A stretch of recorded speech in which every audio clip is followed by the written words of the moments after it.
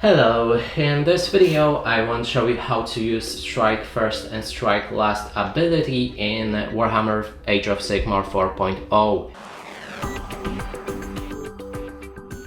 And to do this, first let's say that those Stormcast right here on the left have the Strike First ability that allows them to fight before any other unit during a combat.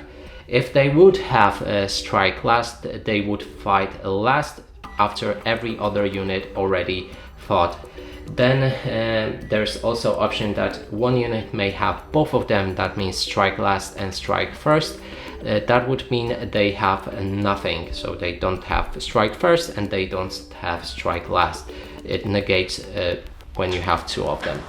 Also, sometimes you may have a situation when there's two units fighting and they both have Strike First, and here you would go normally, so the player that fights first, normally in the combat sequence, he would have the priority and may have with the units with Strike First ability.